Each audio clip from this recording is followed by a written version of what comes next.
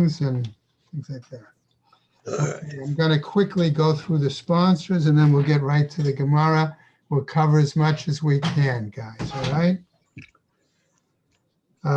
Dr. Paul Koningsberg here, in memory of his brother Sam Koningsberg, Shimon Reuven ben Leibush, Ed Goldberg's cousin Nisan Haran, Nisan ben Fardosa. Paul and Bob Robberg, in memory of their dear friend Julian Smith, Yehuda ben Yisrael. Malcolm Mann, in memory of her family murdered in the Holocaust. Rav Tzvi Hirsch ben Shlomo Yaakov, Sarah bat Ephraim, Yisrael David ben Rav Tzvi Hirsch, Ephraim ben Rav Tzvi Hirsch, Adia bas Rav Tzvi Hirsch, Miriam bas Rav Tzvi Hirsch, Pesel bas Rav Tzvi Hirsch, Shalom ben Rav Tzvi Hirsch, Shlomo Yaakov ben Rav Tzvi Hirsch, Shmuel ben Rav Tzvi Hirsch. Many friends of Dr. Marvin Blush, Moshe Shalom ben Yitzchak Halevi, friends of Toby Paris, Sarah Tova bat Yisrael Dov, friends of Malka Levi, friends of Avi Gidler, Shel Sher, children, grandchildren, memory of her uncle, founding member BRS, Dr. Israel Brook, Israel ben Arav Akiva, Marsha Federbush and family, memory of her husband, Dr. Ariel Paul Federbush, Uriel ben Harav Shimon.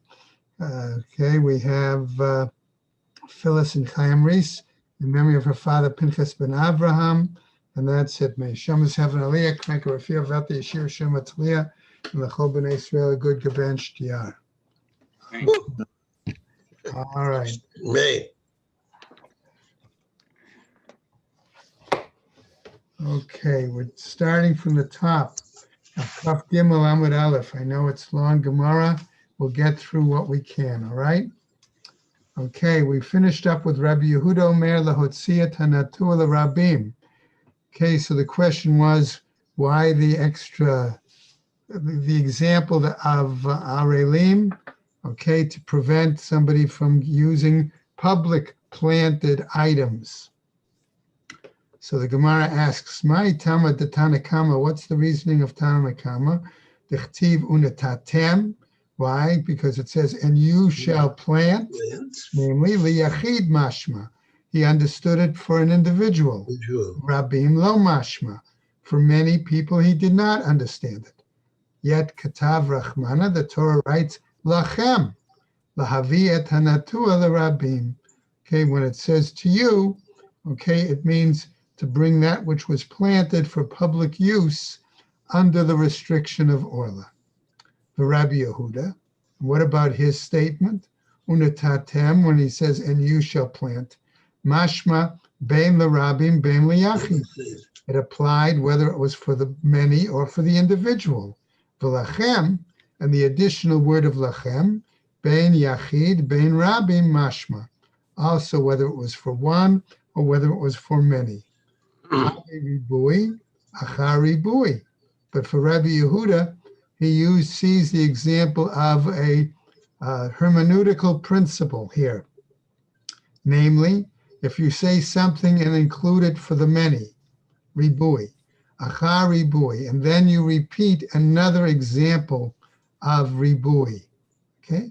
Ve'en ribui achar ribui, ela lema'et. But you don't have a large number, okay, or many included, followed by another inclusion, unless it comes to specify, to limit. And therefore, he felt it was limited for the question of private use. So we see that doesn't work. So we now again come to another attempt to disprove Rabbi Abahu with another example, V'harei Truma. What about the example of Truma? We're going to show Truma is prohibited, but under certain circumstances, you could still derive benefit. V'harei Truma. Rachmana Amar, because the Torah says, V'chol lo yechal kodesh, that any non-Kohen, of course, could not eat that which is sanctified. Utznan. And yet we have a Mishnah that teaches, Ma'arvin l'nazir bayayin, uli Yisrael b'truma, that you can make an eruv, okay? An eruv chatzeros, putting the food. What food can you use? Well, even though a nazir is not permitted to drink wine, he could still use it for his eruv. Or even though a non-Kohen is not permitted to eat truma, he could still use truma towards his eruv. Amar Rav Papa, says Rav Papa. Shani hatam. According to Rav Papa, it's different there. Law for truma is different. Why? The amar kra, because the pasuk says trumo techem, namely shelachem tehe. When it's phrased in the plural, it means, excuse me, it belongs to you. Ve'idach, and the other, namely the other person, who Rabbi Chizkiyahu, right? Trumo techem, Dechol Yisrael ka'amar, that it says your truma, it means it belongs to the entire Jewish people, all Israelites. V'harei Nazir, and regarding Nazir, we're going to get to another proof, okay, to try to prove the example. What about Nazir? Amar Rachmana, says the Torah, Michar Tzanim va'ad zog lo yochal. Okay, that from the bottoms, the grape skins to grape seeds, you should not eat it, right? What happens? But the Mishnah says, Ma'arvin v'nazir bayayin, that you can make use of this wine for an eruv for a nazir. Amar Marzutra, and Marzutra says, Shani hatam. Again, this is different. Why? An exception, namely. The Amar Kra. Why? Because the pasuk says Nizro, his Nazir status. Shelo Yehe, namely it belongs to him. Okay. Rav Ashi Amar, and says Rav Ashi, Kadosh Yihye Gadol Perase Arosho. Rav Ashi learns a different pasuk, namely when it refers to the hair of the Nazirite, that it goes wild, right? Gidulo kadosh, namely that his hair, therefore that which he grows, is holy. Ve'ein davar acher kadosh, but there is nothing else that has a sacred status regarding him. Midi, okay, as a result of that, right, we can therefore infer from that, right? Ve'ein davar acher, and no other thing. Ktiv, is that really what's written? That no other thing is holy? Ela michavarta kedamar zutra. Okay, therefore we have to say, it follows the example of Mar Zutra, namely that it said, Nizro Shalo Yehe, his Nazaretship, namely it is his status. Let's come back again, says the Gemara, with another proof attempted against Rabbi Abahu. And remember, all of this is trying to prove that when the Torah prohibits something, it also prohibits benefit, right? Baharei Chadash. Let's take that example. The Rachamana Amar, Lechem v'keli v'karmel, lo tochlu ad etzem hayom hazeh. Okay? Again, that it's saying that these items like bread or roasted kernels, okay, or fat kernels, right, should not be eaten until that day, namely the day of the 16th of Nisan, right, which is the business regarding the Omer, okay? Utnan, but we have a Mishnah that teaches, Kotzer l'shachat, okay, uma'achil behema, that says that it's permitted to cut this grain for animal fodder and to feed it to animals. And if you can feed it to animals, then theoretically the person can even nash on it as well. Amar Rav Shemaya, Shani Hatam, says Rav Shemaya. It's a unique, different situation there. The Amar Kra, because the pasuk says, Ketzirchem, your cuttings, in other words, your harvest, your reaping. Ketzirchem shalachem yehe. Why? Because it says it's yours to use as you want, implying then hana'ah. Ve'idach, and the other, again, coming back to Chizkiah, Ktsirchem, what does he do with that? Dechol Yisrael mashma. that it belongs to all of the Israelites. Okay? Right? So therefore, we still haven't proved it, right? So we're going to try to come up with another example. Vahare shratzim. What about creepy crawly creatures there, right? Rachmana Amar sheketz hu lo yeachem. That you should not eat any of these abominations.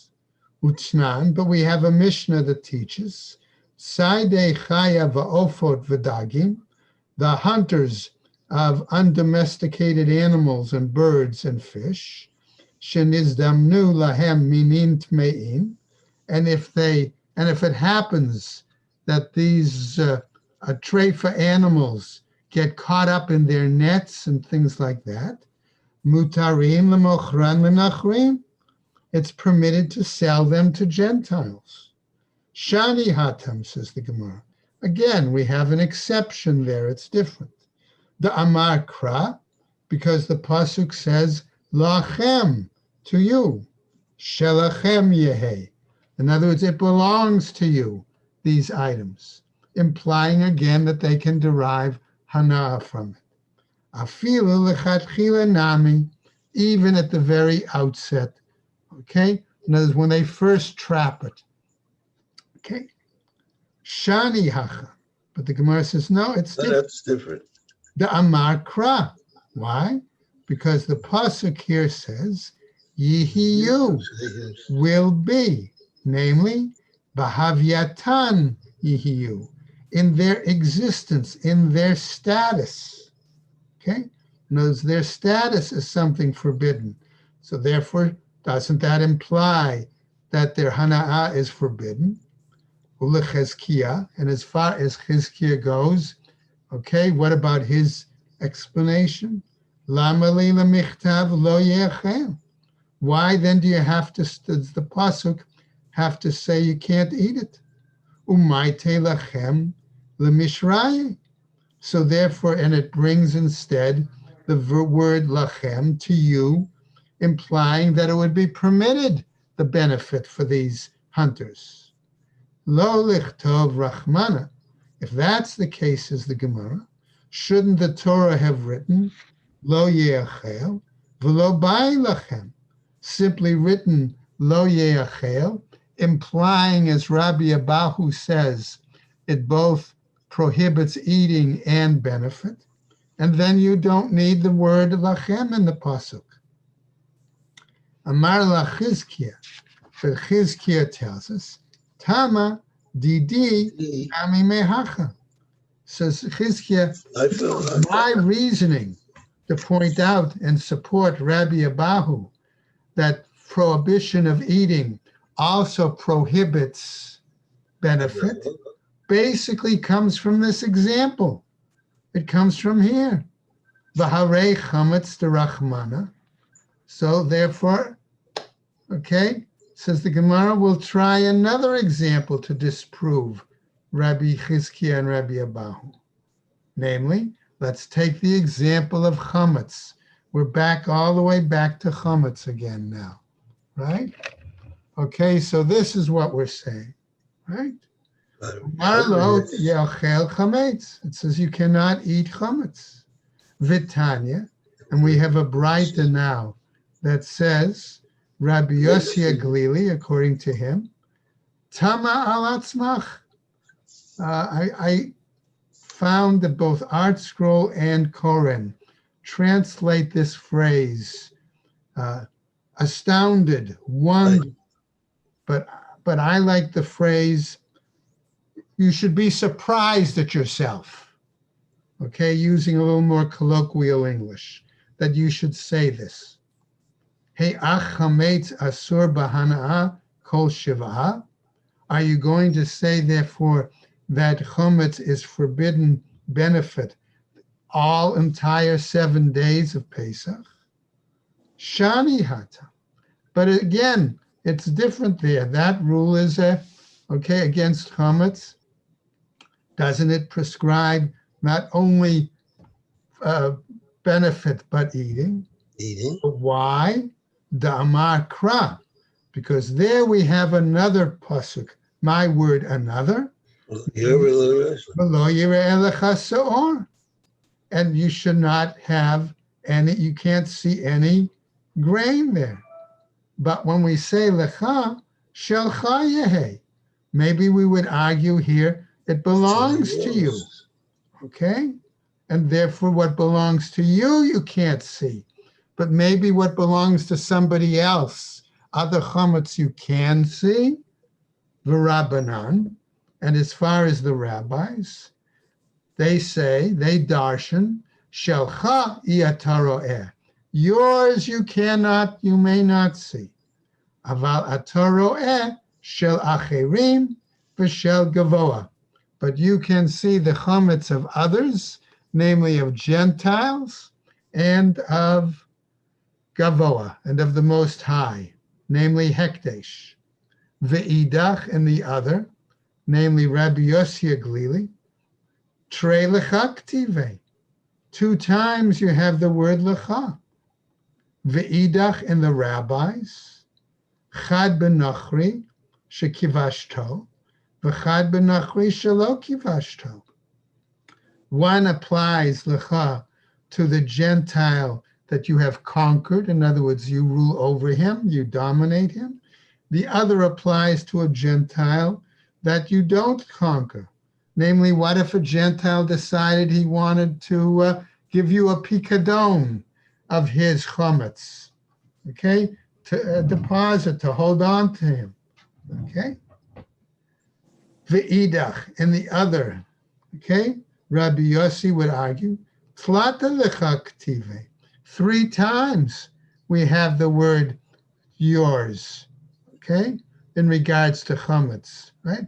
Lo yireh lecha se'or, right, is one. Lo yireh lecha b'gvulecha is another, okay? And the pasuk, all right? Ve'idach, in the rabbis, chad b'se'or, v'chad b'chametz, utzrichi. One is regards to one kind of grain, one towards another kind of grain, and we need them. So the Gemara says, now, v'lemak t'na'ai. Shall we say that this is based on a machloket Tanaim? Okay, is that our question? As we get to a slightly new discussion, okay?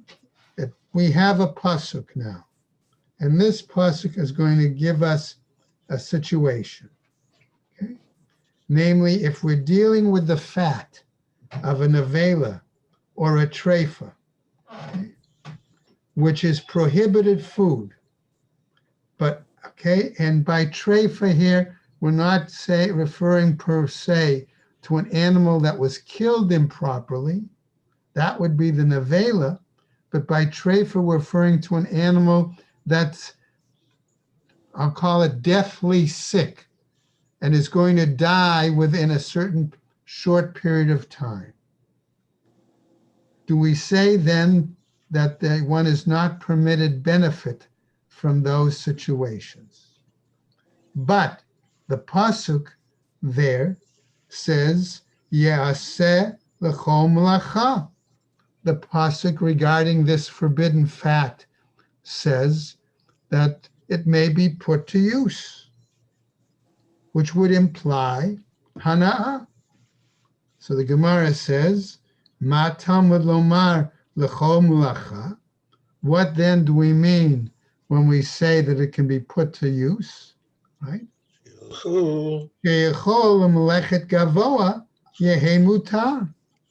That if necessary, right, it can be used for hekdesh purpose, and that would be permitted to use that chelev, okay, of a nevela, right?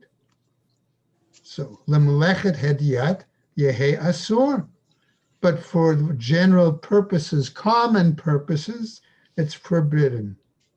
Talmud lomar, therefore the text says, l'chol melacha divrei Rabbi Yossi Aglili. That's the view of Rabbi Yossi Aglili. Rabbi Akiva Omer, but Rabbi Akiva as the Tana who's challenging, right? And this is what would make it the machloket Tanaim. Sheyechol lemelechet hediyat yehe tahor. Okay, that for the use of a common person, that fat would be permissible. Okay? It's unconsecrated. Right? Lemelechet gavoa yehe tameh. But for work for a divine purpose for Most High, it's impure. Right? Talmud lomar l'chol melacha. Therefore, the text says for all purposes of work. V'Rabbi Yossi Aglili l'tuma u'letahara lo itztarich kra. But Rabbi Yossi Aglili is saying for the purpose of purity or impurity, we don't need the pasuk. Ki itztarich kra, where we need the pasuk, le'isur u'leheter. It's either for permitting, for prohibiting, or permitting the use of the item. Okay? That's the point. The Rabbi Akiva, whereas Rabbi Akiva disagrees, right? And his position is the opposite. Isur veheter mikra. For prohibiting or permitting, we don't need to know about this chalev. That's not the issue. Ki itztarich kra l'tum'a u'letahara. Why do we need the pasuk? Because to tell us whether it's ritually pure or impure. Okay, we'll roll over now to Kaf Gimel Amud Beis. Ma'ilav b'hakemiflagei. Isn't this what they're arguing about? The Rabbi Yossi Aglili Savar Lo Tochlu. That when Rabbi Yossi Aglili is of the opinion, right, that one cannot eat it, right? Mashma bein isur achila, bein isur hana, whether it's a prohibition of eating or it's a prohibition of benefit. V'chi'ata kra, and when the pasuk comes, lemishraye lenavela bahana'ahu da'ata, it comes to permit the use of this carcass, right, for purposes of benefit. Namely, he could sell the carcass, okay, or he could give it to, I don't know, a tanner or something. The Rabbi Akiva Savar, and Rabbi Akiva is of the opinion, Savar Isur Achila Mashma, that there is a clear prohibition of eating, Isur Hana, but a prohibition of benefit, Lo Mashma. It does not make it clear. The Ki'ata Kra, and when the pasuk comes, the Tuma v'Tahara, it comes for Tuma and Tahara. So the Gemara now wants to say, no, this isn't what their argument, this Tanaitic is argument about. Lo, no, says the Gemara. The Kuli Alma, Lo Tochlu, Mashma Bein Isur Achila Bein Isur Hana. That everybody is in agreement, right? That when the pasuk says regarding the chalev, you can't eat it, it is both a prohibition of eating and a prohibition of benefit. V'hacha b'haka miflagei, and really this is what they're arguing about. Namely, Rabbi Yossi Aglili Savar, Keshehutra Nevela, Hi Hutra. When the carcass is permitted, not only is the carcass permitted, I'm going to say in my language, chalva, but its fats, v'gida, and its sinews, okay, lo hitru, those were not permitted. V'chi itztarich kra, and when the pasuk comes, what does the pasuk do? Laheter hana'ahu da'ata. It comes to permit benefit. Okay? Now, the Rabbi Akiva, what does he say? Savar keshehutru nevela. He's of the opinion that when they permitted this carcass, chalva v'gida, nami hutru, that its fat and its sinews were also permitted. The whole thing. It's tarich kra, and when the pasuk comes, l'tum'a v'tahara, it comes for the purpose of Tuma and Tara. Makes more sense, I'll tell you. The Rabbi Yossi Aglili, And as far as Rabbi Yossi Haglili is concerned, right, what happens? Ashkechan Chalev Desharya Rachmana Bahana'a, okay, that we find, okay, that that the fat Infants. is permitted by the Most High, okay, for benefit. Elegid Nema Da'asur, but rather the Gid Hanashe, we might say that's forbidden. V'ibayat Ema. If you want, I might say it this way. Hachanami Da'asur. Or here too, it's also forbidden. Ibayat Ema. Or if you want, I could say, Maite la bekal v'chomer. That maybe Rabbi Yossi Haglili is going to derive the permission, okay, based on a kal v'chomer. And now it's presented. Umah chalev she'anush karet. And whereas chalev, the fat, which is normally punishable by karet, mutar bahana'a, it would be permitted in such a way for benefit. Gid she'eno anush karet. Okay, consumption, you benefit, let's say, of the gid hanashe, which is not punishable by karet. Lo kol shekeh. How much more so? But now the Gemara tells us, Yeah. Rabbi Shimon, okay, he's the one who says, the Asar, who prohibited Gid Hanasha, Ikala Mifrach. He could challenge and this Kavachoma of Rabbi Yossi Haglili, namely by presenting the following challenge. Oh, Ala Chalev, Shekain Hutar Miklalo Eitzel Chaya, whereas the fat, which is generally permitted when we're talking about, in general, an undomesticated animal, Tomar Begid, are you going to say with the Gid Hanasha, Shelo Hutar Miklalo Eitzel Chaya, where it's not permitted in general, even, I'm going to say, in regards to a non-domesticated animal?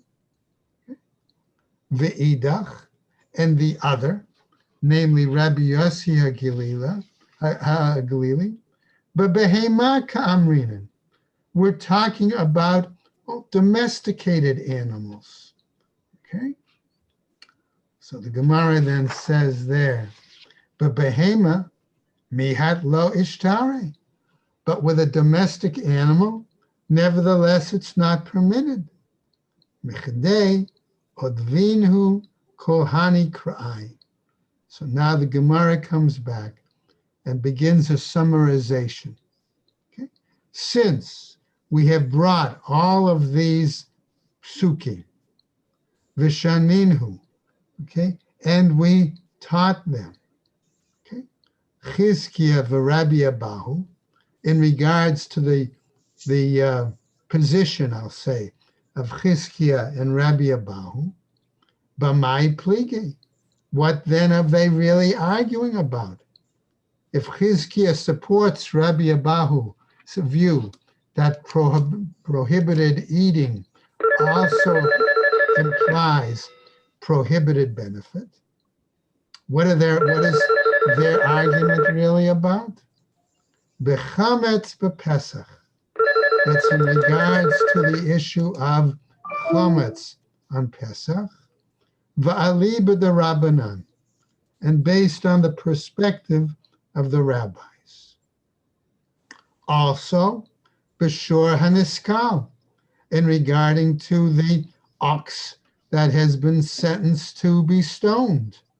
Va'ali b'divrei hakol, and that's on the perspective of all. Chizkiah nafik le milo yeochel. Chizkiah derives it from, okay, the prohibition of you shall not eat, or it shall not be eaten. Rabbi Abahu nafik le minavela, and Rabbi Abahu derives it from the issue of nevela. Michte, bein lamar uvein lamar, regardless, says the Gemara, whether it's one master or another master, asurin bahana'a, my The way benai. you look at it. Okay? They both therefore say it's prohibited in regards to benefit. So what's the difference in their views? Ika beinaihu chulin shenishchatu ba'azara. The difference between them is in regards to unconsecrated meat that was slaughtered in the temple precinct. Chizkiah savar lo ye'ochel. Chizkiah is of the opinion that when it says it should not be eaten, lema'ute hani, okay, to exclude these, namely oto, it, lema'ute chulin shenishchatu ba'azara. That comes to exclude meat, unconsecrated meat that was slaughtered in the temple precinct. Okay. Rabbi Abahu savar oto.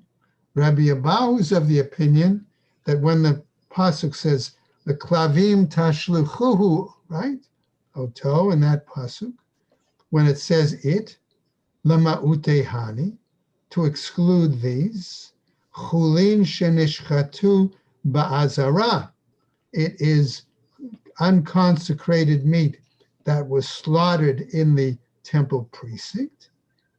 Okay. However, loved oraitanu, but they are not Torah mandated laws, but they're D'Rabbanan. Now, the Gemara tells us as part of this summary, Yativ hahu mirabanan, kame de Rav Shmuel. There was a certain one of the rabbis, and he was sitting before Rabbi Shmuel bar Nachmani, right? V'yativ v'ka'amar mishmei de Rabbi Yoshua ben Levi. And he was reciting, right, the lesson, okay, based on in the name of Rabbi Yoshua ben Levi.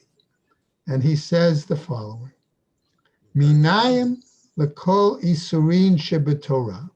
How do we know that regarding all the prohibitions in the Torah, dechihechi da'asurin ba'achila, that when it says it is forbidden in regards to eating, consumption, Nami Asurvana. ami asurin b'hana'ah, Very simple here also it is forbidden in regards to, to benefit.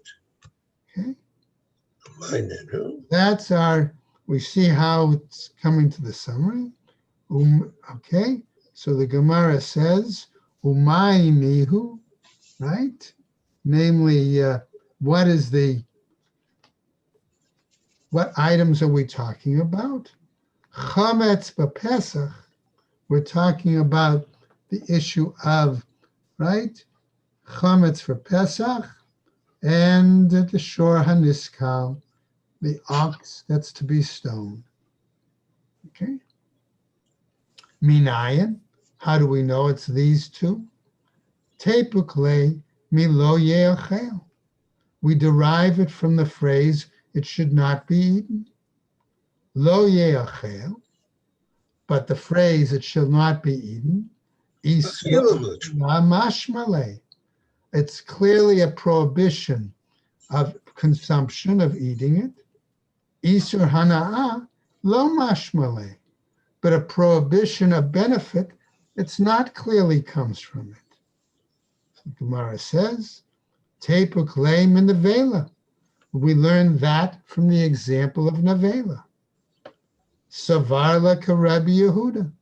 So that seems to imply, right, says the person who is reciting the lesson, that Rabbi Yeshua ben Levi must hold like Rabbi Yehuda, the Amar, Dvarim kichtavam, namely that the way the Torah text is written must be based clearly on understanding of the words as they are.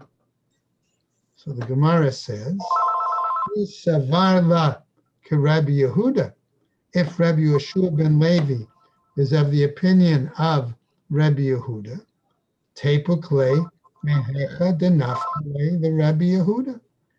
Okay, let him derive it based on the same pasuk, the same source that Rabbi Yehuda did, namely, denafkale Rabbi Yehuda, that Rabbi Yehuda derives it from the pasuk, mila kelev tashlichun oto, that you can throw it, namely to the dog.